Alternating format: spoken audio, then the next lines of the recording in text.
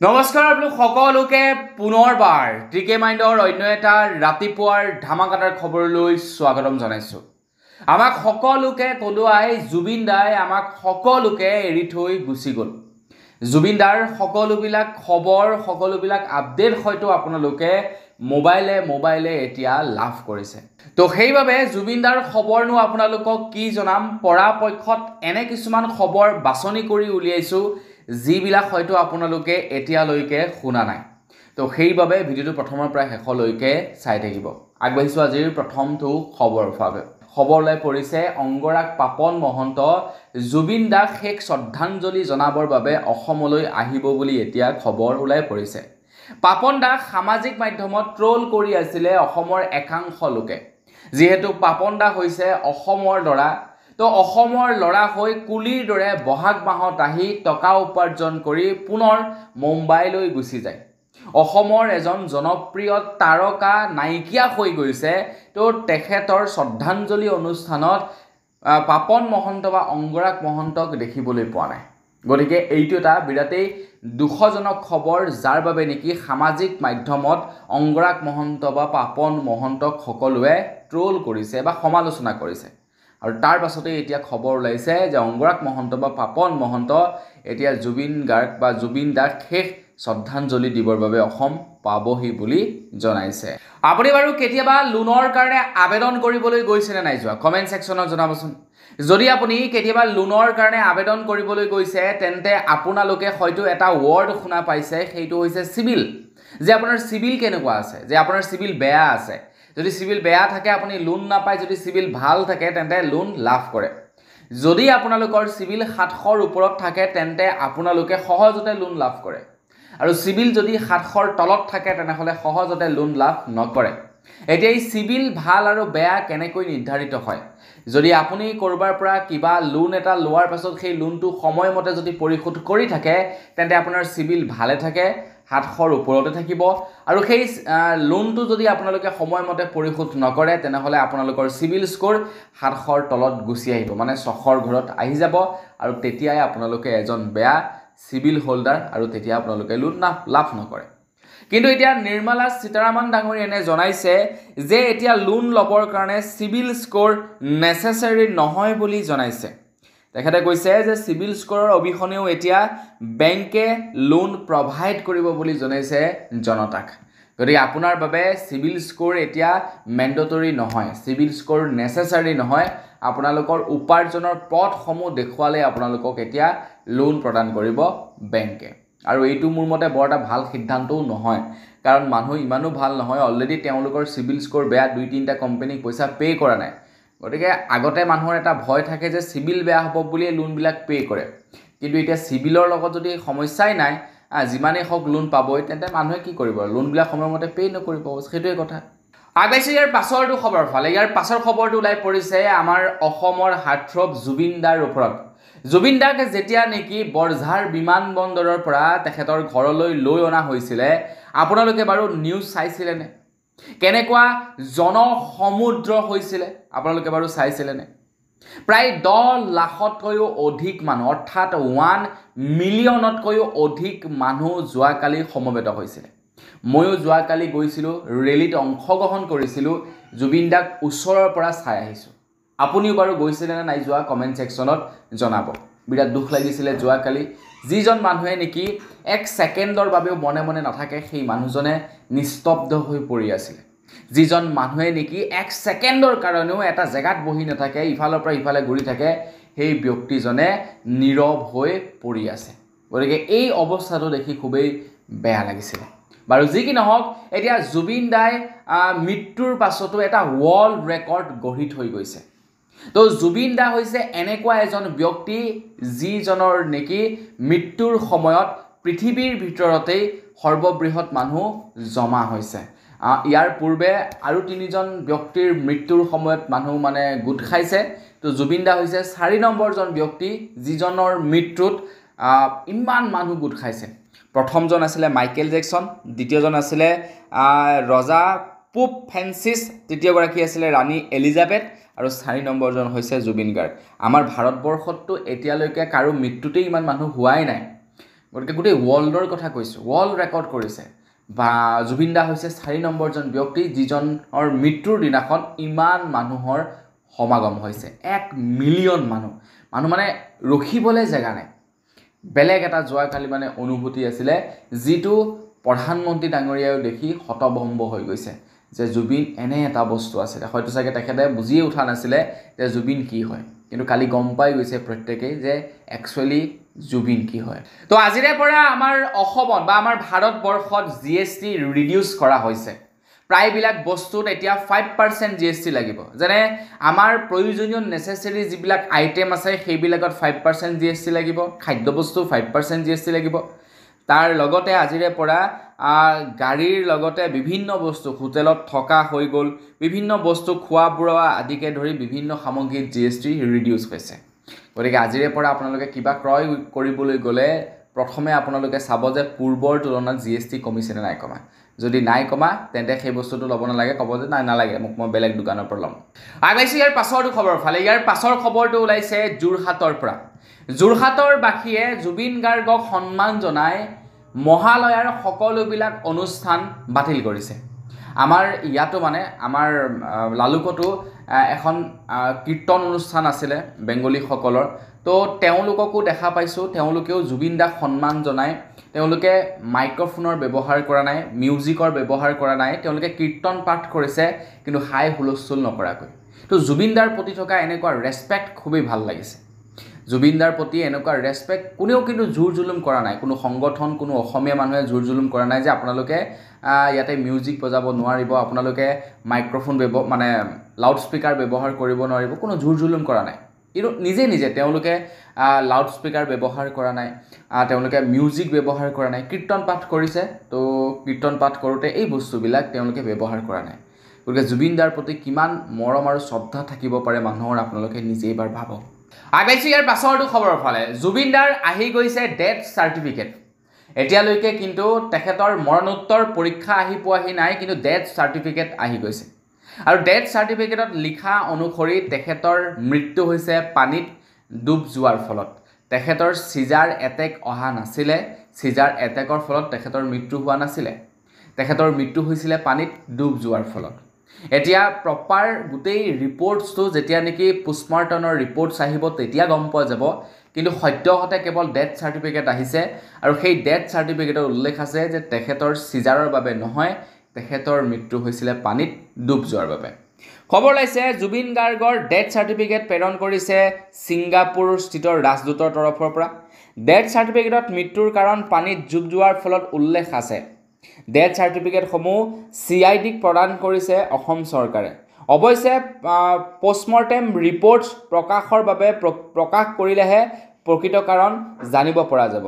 চামকানু মহন্ত, সিদ্ধাৰ্থৰ বিৰুদ্ধে বোলে এতিয়ালৈকে প্ৰায় 54খন FIR জাৰি কৰিছে, যাৰ কাৰণে নেকি এই ৰিপৰ্ট CIDক দি দিছে অসম চৰকাৰে।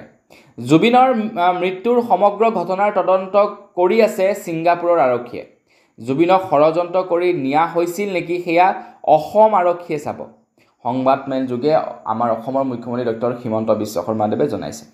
মন্ত্ৰী হিমন্ত বিশ্ব শৰ্মাদেৱে জনাইছে যে অসম চৰকাৰে ছিংগাপুৰত গৈ তদন্ত কৰিব নোৱাৰে তেখেতৰ কেনেকৈ মৃত্যু হৈছিলে, সেয়া তেখেতৰ হত্যা নে মৃত্যু।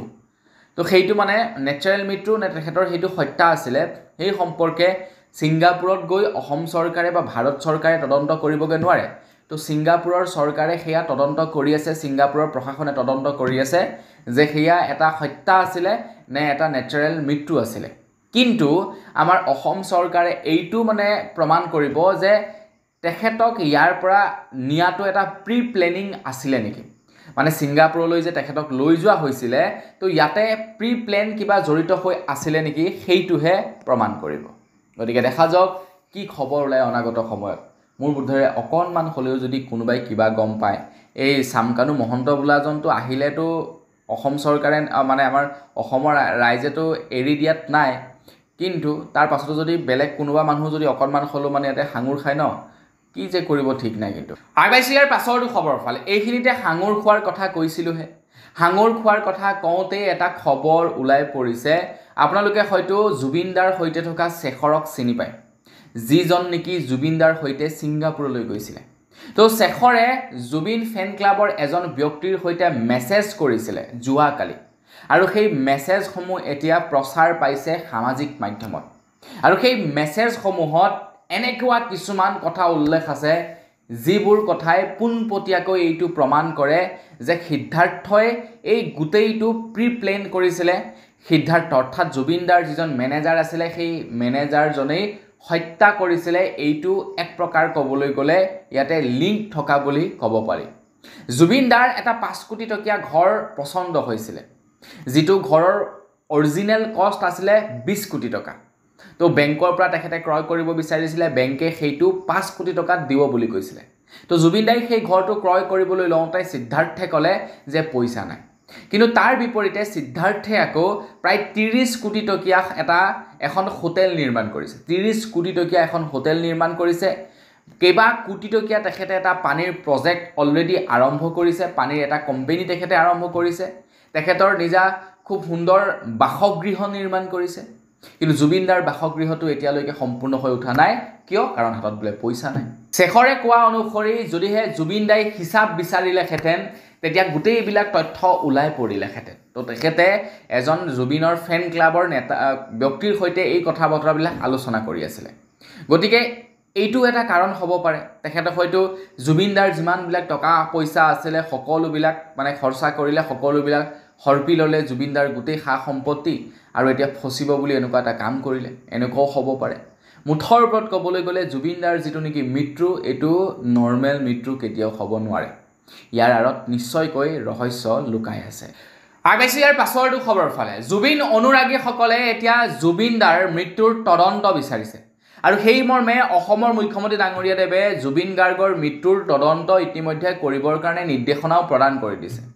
কিন্তু জুবিন অনুৰাগীসকলে কৈছে যদিহে কোনো এজন ব্যক্তি জুবিন গাৰ্গৰ মৃত্যুৰ কাৰণ ওলায় আৰু তেখেতক যদি অসম চৰকাৰে ৰক্ষণাবেক্ষণ দিব বিচাৰে তেনেহ'লে 26ত অসম চৰকাৰ উফৰাই পঠিওৱা হ'ব বুলি জনাইছে অসমৰ মুখ্যমন্ত্ৰী হিমন্ত বিশ্ব শৰ্মাদেৱক গাদীৰ পৰা উফৰাই পঠিওৱা হ'ব বুলি এতিয়া হুংকাৰ দিছে জুবিন গাৰ্গক এইটো সম্পূৰ্ণৰূপে প্ৰি প্লেন মাৰ্ডাৰ কৰিছে বুলি জুবিন অনুৰাগীসকলে এইটো অভিযোগ উত্থাপিত কৰিছে জুবিন অনুৰাগীসকলে কৈছে যে তেওঁলোকে এখন স্ক্ৰিপ্ট লিখিলে আৰু সেই স্ক্ৰিপ্ট মৰ্মে জুবিনদাক লৈ যোৱা হ'ল ছিংগাপুৰলৈ আৰু তাৰ পাছত ছিংগাপুৰত নি খুব সুন্দৰকৈ তেখেতক মাৰ্ডাৰ কৰিলে গতিকে এই মাৰ্ডাৰৰ লগত জড়িত থকা এজনো ব্যক্তিক যদি ৰক্ষণাবেক্ষণ দিব বিচাৰে অসম চৰকাৰে তেনেহ'লে 26ত নিস্থাৰ নাই অসম চৰকাৰ বিজেপি চৰকাৰৰ গতিকে অসম চৰকাৰক দূৰৈত থাকিবলৈ আহ্বান জনাইছে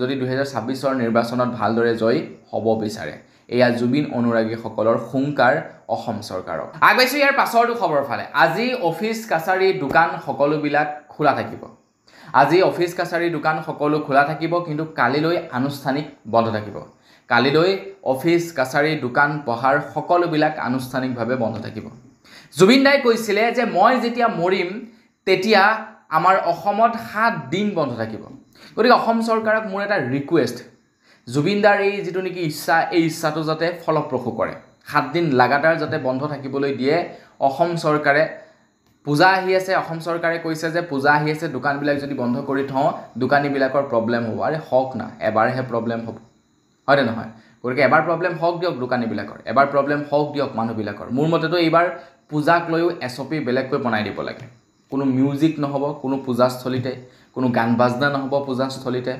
সম্পূৰ্ণ আপোনাৰ শান্তিপূৰ্ণভাৱে পূজা আয়োজন কৰিব লাগিব যাতে কোনেও হাঁহি ফূৰ্তি তামাচা কৰিব নোৱাৰে তো তাৰ তেনেকুৱা ধৰণৰ মানে এছঅপি প্ৰস্তুত কৰি দিব লাগে পূজাক লৈ বিহু হোৱা হ'লেতো এতিয়া এছঅপি আহিয়ে গ'লহেঁতেন এইবাৰ ফাংচন পাতিব নোৱাৰিব জুবিনদাৰ মৃত্যুৰ কাৰণে এনেকুৱা ঢেৰ এছঅপি আহি গ'লহেঁতেন গতিকে পূজাক লৈও এছঅপি আহিব লাগিব শান্তিপূৰ্ণভাৱে পূজা হ'ব লাগিব পূজাৰ সময়ত হাই হুলস্থুল নহ'ব গান বাজনা নহ'ব তো এনেকুৱা ধৰণৰ এছঅপি প্ৰস্তুত কৰিব লাগে অসম চৰকাৰে হয় নে নহয় আপোনালোকে কমেণ্ট ছেকশ্যনত জনাব তো অসমৰ মুখ্যমন্ত্ৰী ডক্টৰ হিমন্ত বিশ্ব শৰ্মাদেৱে কৈছে অহাকালিলৈ দোকান বন্ধ নাথাকে মানে আজি দোকান বন্ধ নাথাকে কিন্তু অহাকালিলৈ দোকান পোহাৰবিলাক বন্ধ থাকিব মোৰ মতে 7 দিন লাগাতাৰ বন্ধৰ ঘোষণা কৰিব লাগে এয়া আমাৰ তৰফৰ পৰা এটা দাবী আগবাইছে ইয়াৰ পাছৰটো খবৰ ফালে যোৱাকালি জুবিন অনুৰাগীসকলৰ ওপৰত লাঠি চালনা কৰোৱা হয় আৰু এইটো অসমৰ মুখ্যমন্ত্ৰী হিমন্ত বিশ্ব শৰ্মাদেৱে ভাল পোৱা নাই মন্ত্ৰী হিমন্ত বিশ্ব শৰ্মাদেৱে কৈছিলে যে আপোনালোকে VIP আৰু VVIP সিস্টেম নকৰিব অসম পুলিচক নিৰ্দেশনা দিছিলে কিন্তু তাৰ পাছতো VIP আৰু VVIPৰ ব্যৱস্থা কৰিলে অসম পুলিচে যিটো নেকি অসম পুলিচে কৰিব নালাগিছিলে মুখ্যমন্ত্ৰী ডাঙৰীয়াই একেবাৰে ভাল পোৱা নাই আৰু যাৰ ফলশ্ৰুতিতে নেকি যোৱাকালি এটা বিশৃংখল পৰিস্থিতিৰ সৃষ্টি হয় আৰু জুবিন অনুৰাগীসকলৰ ওপৰত লাঠি চালনা কৰে প্ৰশাসনে এইটো খুবেই বেয়া কাম কৰিছে এইটোটা নিন্দনীয় কাম কৰিছে যিজন ব্যক্তিয়ে নেকি লাঠি চাৰ্জৰ অৰ্ডাৰ দিছিলে তেখেতে মোৰ বুধেৰে ক্ষমা বিচাৰিব লাগে জুবিন অনুৰাগীসকলৰ আগত কাৰণ ৰাইজৰকৈ কোনো ডাঙৰ নহয় দেখা পাইছে আপোনালোকে ৰিসেন্টলি কেনেকুৱা ধৰণৰ ঘটনাবিলাক হৈ আছে ৰাইজেই ৰজা বৰ্তমান সময়ত গতিকে ৰাইজৰ উদ্ধৱ কোনো হ'ব নোৱাৰে আৰু তেনে অৱস্থাত জুবিনৰ অনুৰাগীসকল অকণমান বেছি ইমোশনেল তো জুবিন দাক কাখৰ পৰা চাবৰ কাৰণে তেওঁলোকে দুদিন ধৰি কন্টিনিউ তাতে পৰি আছে গতিকে তেওঁলোকৰ ওপৰত যদি লাঠি চালনা কৰা হয় সেইটো সহজভাৱে নলয় জুবিন অনুৰাগীসকলে আগবাইছে ইয়াৰ পাছৰটো খবৰ ফালে আমাৰ অসমত এতিয়া নিষিদ্ধ কৰিছে গুটখা আমাৰ অসমত এতিয়া সম্পূৰ্ণৰূপে নিষিদ্ধ কৰিছে গুটখা প্ৰডিউস কৰা মানে গুটখা বনোৱা আৰু গুটখা বিক্ৰী কৰা গতিকে আমাৰ অসমত হয়তো এতিয়া ব্লেকত যদি গুটখা বিক্ৰী হয় দাম বাঢ়িব পাৰে নতুবা সম্পূৰ্ণৰূপে গুটখা আমাৰ অসমত বন্ধ হৈ যাব পাৰে তো আপুনি ভাল পাব নে বেয়া পাব গুটখা বন্ধ হৈ গলে কমেন্ট সেকশনত জনাব আগবাইছে ইয়াৰ পাছৰটো খবৰ ফালে অসমৰ মুখ্যমন্ত্ৰী ডক্টৰ হিমন্ত বিশ্ব শৰ্মাদেৱে জনাইছে সিদ্ধাৰ্থ আৰু সামকানু মহন্ত যদি অসমলৈ আহে তেনেহলে তেওঁলোকক খুটপুছ কৰা হ'ব বুলি জনাইছে অলৰেডি সিদ্ধাৰ্থ দিল্লীত আছে তো সিদ্ধাৰ্থ আহিছিলে জুবিনদাৰ হৈতে কিন্তু তেখেতে দিল্লীতে থাকি গল দিল্লীতে কোনোবা এখন হোটেলত তেখেতে বুকিং কৰি আছে বুলি শংকৰে যিজন নেকি শংকৰ বুলি তেখেতৰ লগত গৈছিলে তো তেখেতে জনাইছে দিল্লীতে আছে তো মোৰ মতে ধৰি আনিবগে লাগে দিল্লীৰ পৰা য'ত আছে আনি ৰাইজৰ সন্মুখত তেওঁক ৰখাই গোটেই কথাবিলাক এটা এটাকৈ উলিয়াব লাগে আগবাইছে ইয়াৰ পাছৰটো খবৰ ফালে ইয়াৰ পাছৰ খবৰটো ওলাইছে যোৰহাটৰ পৰা যোৰহাটবাসীয়ে এটা দাবী উত্থাপন কৰিছিলে যোৰহাটবাসীয়ে কৈছে যে জুবিনদাৰ সমাধি যোৰহাটত ৰাখিব লাগে মন্ত্ৰী হিমন্ত বিশ্ব শৰ্মাদেৱে কৈছে যে জুবিন গাৰ্গ চৰকাৰী সম্পত্তি নহয় এটা ব্যক্তিগত সম্পত্তি গতিকে জুবিন গাৰ্গৰ ওপৰত সম্পূৰ্ণ ডিসিশন ল'ব পৰিয়ালবৰ্গই এতিয়া যোৰহাটবাসীয়ে যি আহ্বান জনাইছিলে সেই আহ্বানৰ পাছতেই এতিয়া জুবিনদাৰ পৰিয়ালবৰ্গই সিদ্ধান্ত লৈছে যে জুবিনদাৰ অস্থি যোৰহাটলৈ লৈ যোৱা হ'ব আৰু যোৰহাটত দ্বিতীয়খন সমাধিস্থলী স্থাপন কৰিব বুলি অসম চৰকাৰে জনাইছে অলৰেডি মাটি দিছে 10 বিঘা নে 20 বিঘা মাটি দিছে হ'বলা 20 বিঘা মান মাটি দিছে তাতে তেওঁলোকক জুবিনদাৰ মানে দ্বিতীয়টো সমাধি স্থাপন কৰা হ'ব আৰু আনফালে আপোনাৰ যিটো নেকি আপোনাৰ ইফালৰ পৰা আহিলে মানে সোণাপুৰ সাইডৰ মানে ৰাস্তাৰ নিচেই কাষতে প্ৰায় 10 বিঘা মাটিত জুবিনদাৰ সমাধি স্থাপন কৰিব তো যোৱাকালি দেখিছো উচ্ছেদ চলাই আছে মাটি সাটি পেলাই মেলি পুৰা ৰাস্তা বনাই আছে ফিটফাট কৰি আছে তো সেইটো খুব সুন্দৰকৈ সজাই পৰাই তুলিব আগবাইছে ইয়াৰ পাছৰটো খবৰ ফালে জুবিনদাক হয়তো বেছি দিন ৰাখিব নোৱাৰিব কাৰণ জুবিনদাৰ মুখমণ্ডল ফুলি গৈছে জুবিনদাৰ পেটু ফুলি যোৱা আমি পৰিলক্ষিত কৰিছো গতিকে অহা কালিলৈ